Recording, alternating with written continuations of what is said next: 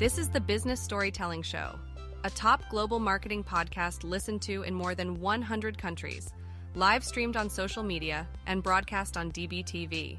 Christoph Trappe chats with industry leaders to help your company tell better business stories. Here's today's episode.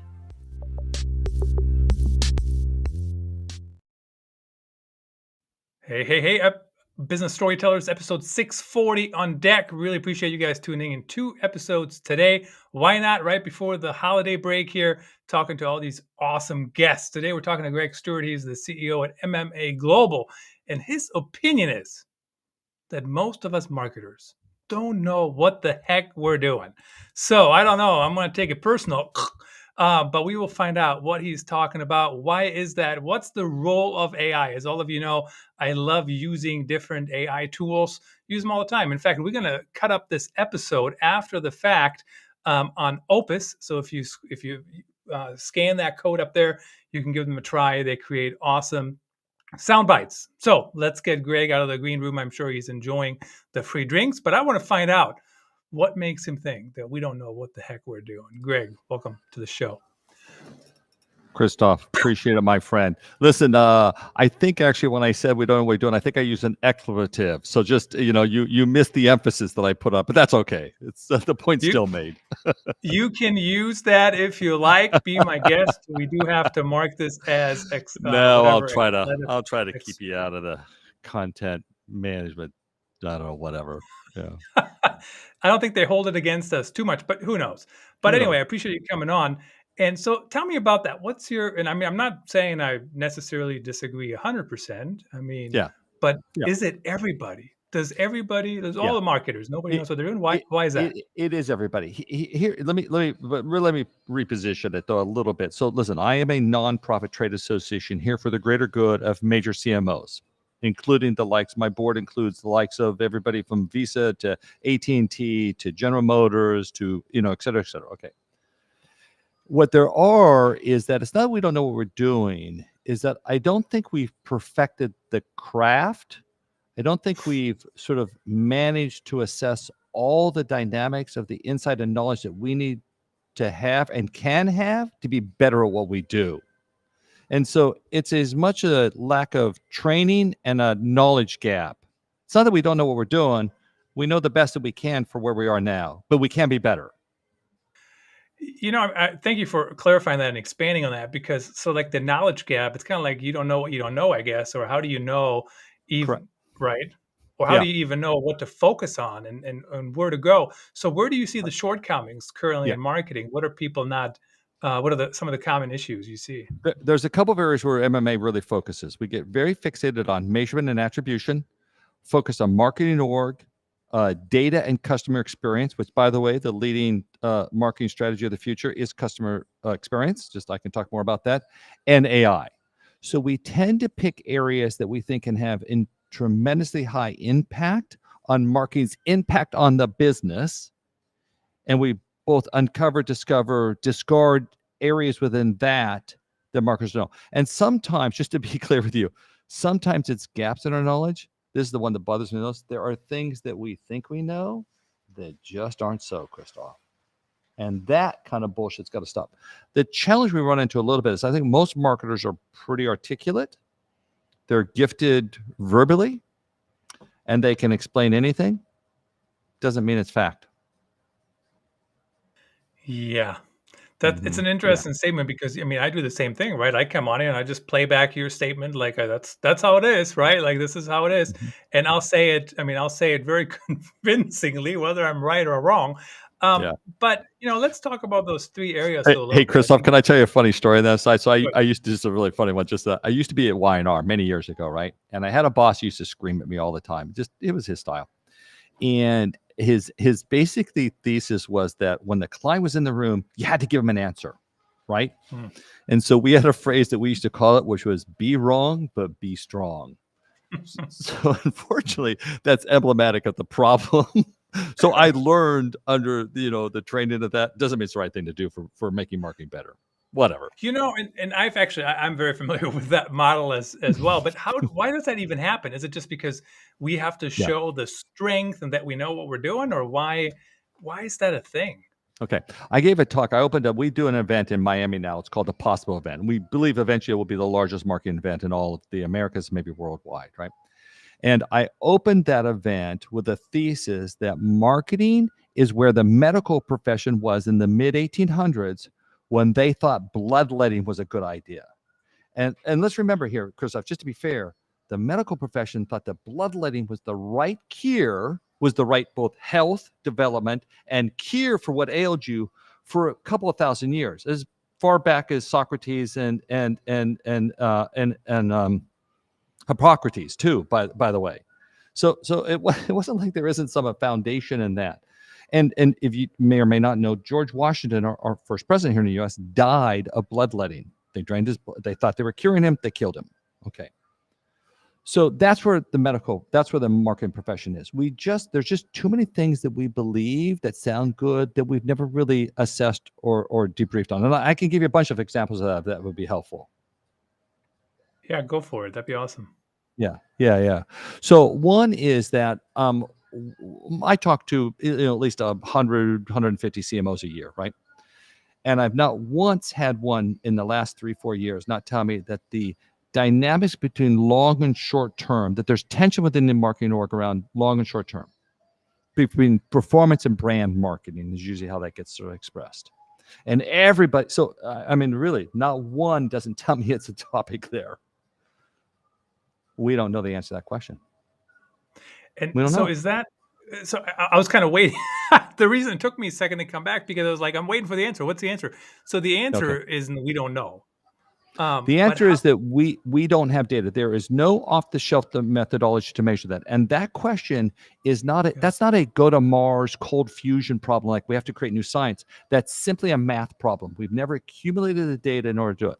So we heard this problem about 4 years ago. We heard about it pre-pandemic, and we would have been ready with this research during the pandemic, but obviously shut it down. You can't do long-term research in the middle of a pandemic for sort of maybe obvious reasons. At least that was our decision at the time.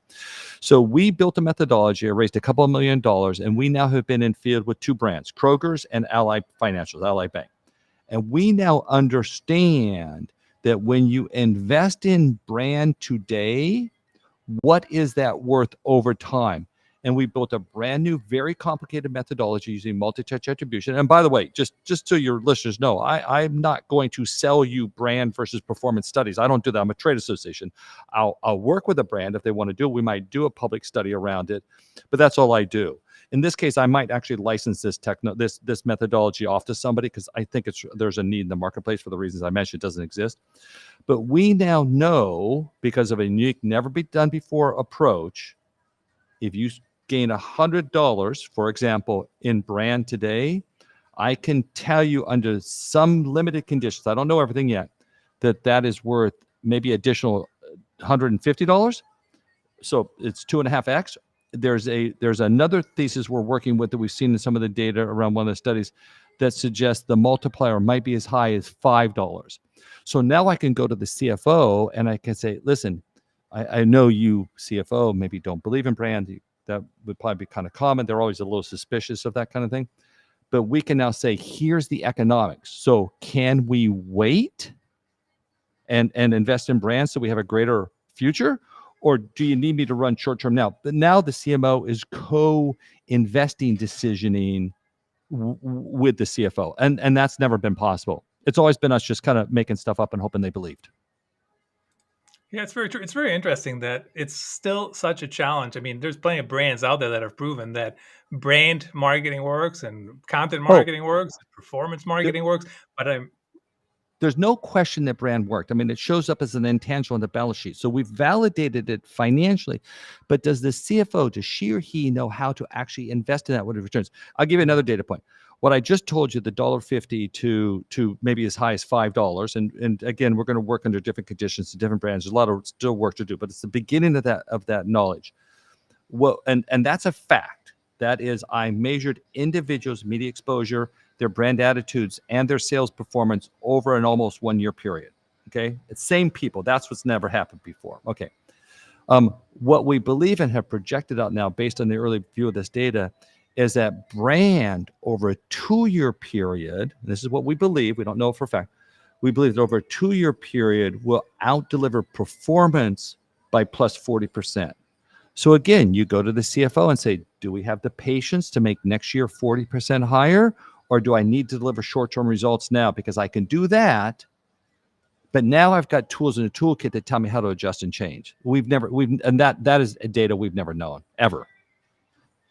It's just very interesting. I'd be interested to see that data if you would be so kind and share whatever you have or happy link. to. I'm a trade group. I make this kind of stuff available. I talk about it at the Possible event that I do. I talk at my CEO CMO summit that I do. I mean, we have it in discussions. In fact, I'll tell you, actually, I just realized we actually are, I think we're releasing the most recent view of that at a webinar. Shoot, I think it's January 24th, but I'd have to double check myself on that. It's called Brandnomics. We've now given it a label, what we're doing. Yeah. But first time ever, Christoph. I mean, that's the issue. I'll tell you what else I can do. I can tell you too now what changes in the marketing org will boost sales and what will lose revenue just by the organization design. And that also never been done. That was a team of professors, the lead guy named Dr. Omar Rodriguez, based out of Emory University. We now understand that question that we didn't before. And this is my point. Like, I think that just the agencies, the brands themselves, the consultancies were never, they're just not set up to take a long-term view. And nobody else has stepped forward like we have to try to answer what we think are these very major questions in an unbiased way. I have no axe to grind. I'm not selling marketing org solutions. I'm not selling we call it brands performance as a series. When I'm not selling these brand versus performance studies, that's not my goal. That's not what I do. I might productize against somebody else, but that's fine. That's out of my hands at that point. Yeah, got it. The three things you mentioned earlier: customer experience, attribution, and AI. I mean, we probably don't have time to go very deep into each, but we're about halfway through here. The one you don't hear come up too often is customer experience. Let's dive into that one for a couple minutes and tell me how that fits in. Yeah, I'll tell you why that's important. So here's what the industry, and this could be a whole longer conversation, I'll keep it short. What the industry has never agreed to, there are three basic marketing strategies, and there's only three. Stop coming up with a bunch of other bullshit, everybody. One is transactional, generally typified now what we call direct to consumer. The second one is brand. Obviously, everybody understands the value of brand. That's Procter & Gamble. That's the world I grew up in. And then the other one is customer experience. We have now, through working with this team of professors that did the org work, have actually done the regression analysis to figure out, well, which of those are producing the best financial performance today? And it's not 100% conclusive, but it's pretty clear that customer experience is the winning market strategy. If you'd asked that question, we're pretty confident 15, 20 years ago, it would have been brand marketing, brand advertising.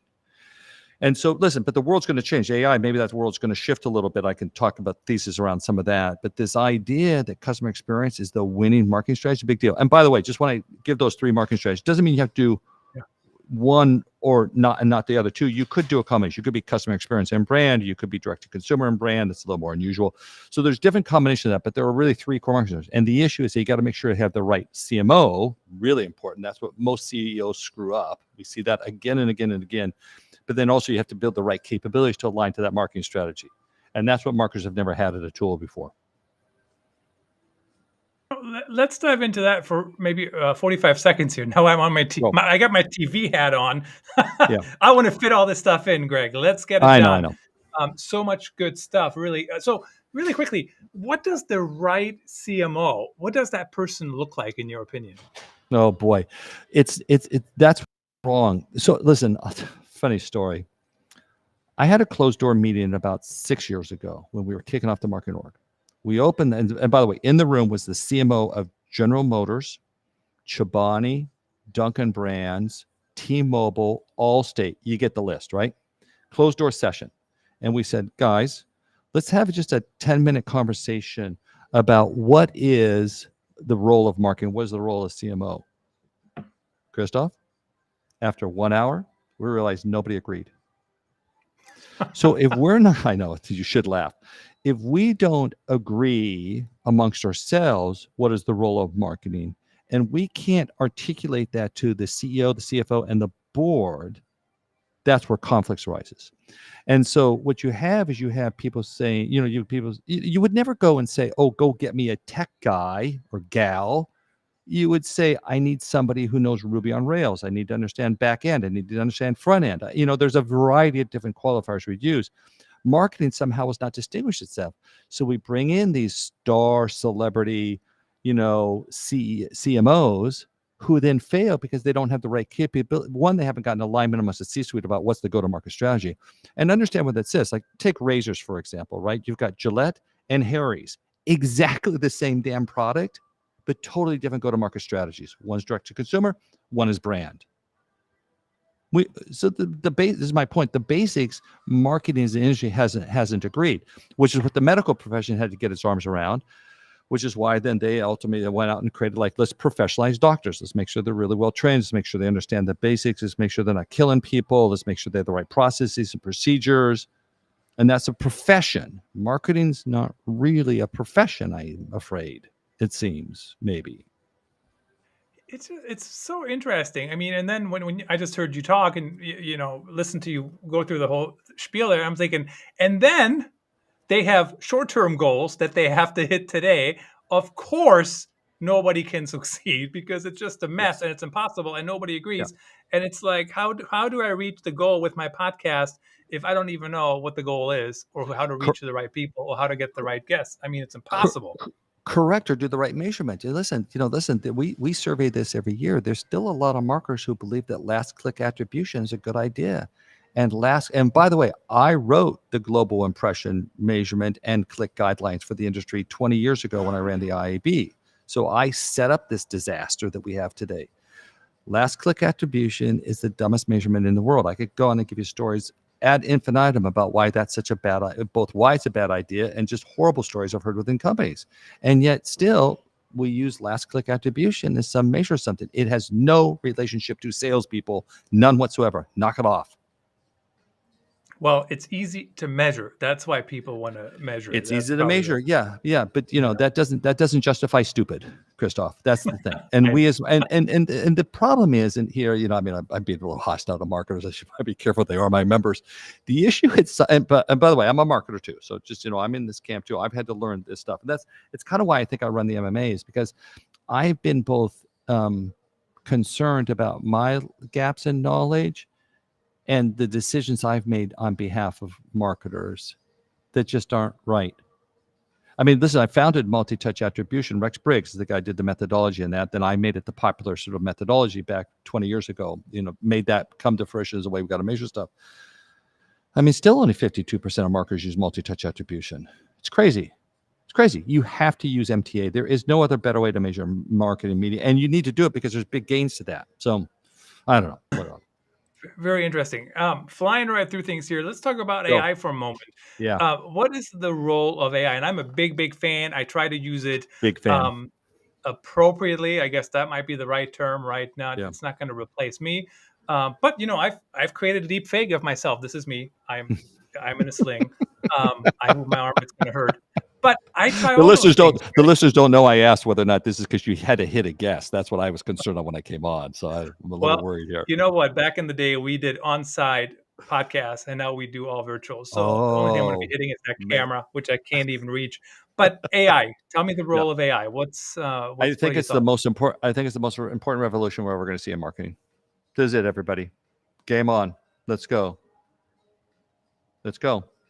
And I'll tell you why I think I know that. We have been now over a year running a series of studies under a project we call Consortium for AI Personalization. It was brought to me a guy who saved a bunch of lives using this approach in the vaccine adoption, by the way. And here's what we know. I've done 5 studies so far. I got 10 more in the queue to get ready to go. Again, I just do public studies. I'm not selling services for this. Eventually, I will stop doing this when I stop learning. Here's what I know. Of the 5 studies so far, on average, we see gains from personalizing creative using only contextual signal, on average, plus 195%, plus 3x. If you came to me and said, Greg, I could take a small bit of your business and I could double or triple it, I would clear my calendar for the rest of the day, the rest of the week. I would tell the staff to stop working on anything else they were doing, and we would focus on that and only that. That's what I know now. That's how powerful AI is. It's that big a deal. And I've just gotten started. We still haven't, we saw one study go up to almost 4x. And I don't even think we're really doing, because we're not doing really even real generative AI. We're doing kind of it's a variation of DCO using machine learning techniques called one-hot encoding and K-modes clustering, which, by the way, I only vaguely understand because I looked those up. I'm not the AI expert, but I have teams of people around me who are figuring this stuff out. It's a very big deal. You need to double down and go after AI. It is the biggest place to capture competitive advantage, I think, today. I mean, I'm not going to disagree with you on that, but I think the one thing I found when it comes to AI, it's like when automation came out first, right? It's like a whole different, maybe that if you're a doctor, somebody out there, don't, hold my feet to the fire, but it feels like it's a whole different part of your brain than like creating content or podcasting. But like, you have to think about how things work, how, everything works together. It's very different from doing a podcast or having a conversation. So AI seems to be kind of falling into that same camp, right? You have to think about, where do I use it? How do I use it? Where does it make sense? Where it doesn't make sense? Or how do you think about that? I mean, so we're actually working now with the professors doing the work on marketing org I sort of referenced earlier. We're now figuring out too, how do you CMO ingest AI into the organization effectively, and what is a framework for doing that? Because it helps structure your thinking. You're better to execute pilots and assess yourself and then iterate on that if you've got frameworks. I mean, I think there's three basic uses that we're looking at today. One is efficiency driving, which is around the content creative dynamic I think you're sort of talked about. One is about marketing productivity, which is really going to exist in the example that I gave around better placement of personalized ads. And then I think the third one's game changing. And I've not seen any game changing, but it's out there. In the same way that, remember when we had this device, right? Nobody saw Uber coming with this thing. And yet Uber not only transformed transportation, but also transferred my expectation on every other company. I want to know what the damn car is, and I want to know when it's going to be there. So apply that to your business, right? So yeah, we still have a ways to go, but I think it's going to happen really fast here. Live TV in action. A comment on YouTube I tried to delete and I put on the screen. My apologies, my friends. But it happens. I couldn't see what it said. What did it say? Anything funny? Big Daddy Bane is here. I don't know what that means, but it's definitely not. Big Daddy. I love Big Daddy. I don't know who that is. Greg, unfortunately, I mean, this has been a blast. Okay. We're already out of time. Really a lot of great insights that you've shared. And I think people should check out your website, MMAglobal.com. Tell us, do people join the association, or how does that work? How do they get connected? Listen, most of our stuff is made public at some point. So, come to our conferences, come to our events, look on our website, find our stuff. Or if you want to be a member of the MMA and work with us, marketers and other companies can do that. So just reach out to me, Greg at MMAglobal.com, and I'm pretty easy to find online. You look at my LinkedIn profile, you'll find my personal email address, whatever you need. That's all good.